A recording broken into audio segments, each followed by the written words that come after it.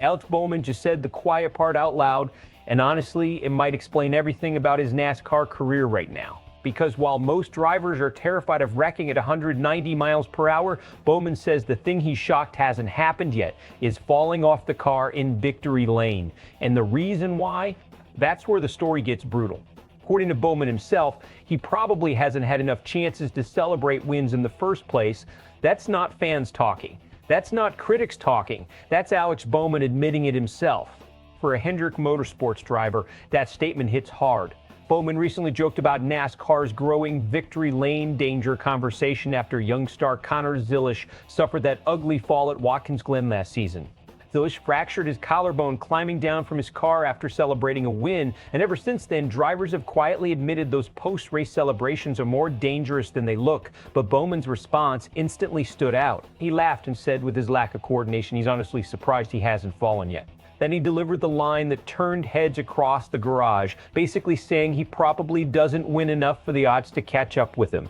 And that joke, it landed because there's real truth behind it. This is a driver competing for Hendrick Motorsports, arguably the gold standard organization in modern NASCAR. The same team that's built championship runs around stars like Kyle Larson, Chase Elliott, and William Byron. And yet Bowman has spent years feeling like the fourth name in the room. That's the uncomfortable reality surrounding the number 48 car. When Bowman replaced seven-time champion Jimmie Johnson, expectations immediately became unfairly massive.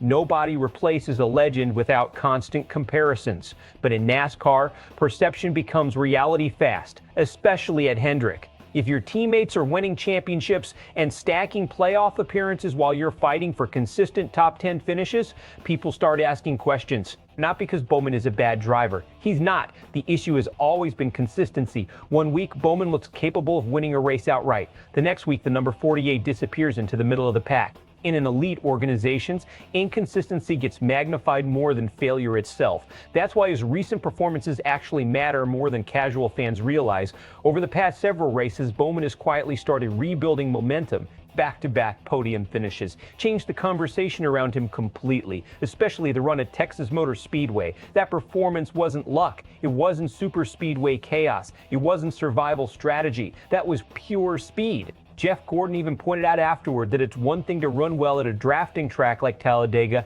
but another thing entirely to perform at a mile-and-a-half track where execution restarts grip and long-run pace actually separate contenders from pretenders. That was a huge statement because internally, Hendrick knows exactly what they need from Bowman moving forward. Not flashes, not occasional wins, sustained pressure, and here's where this gets fascinating strategically. Bowman's entire NASCAR future may be entering a defining stretch right now. For months, rumors floated around the garage that the number 48 seat could eventually become vulnerable if results didn't improve. That's what happens at powerhouse organizations. Hendrick doesn't operate like a rebuilding team.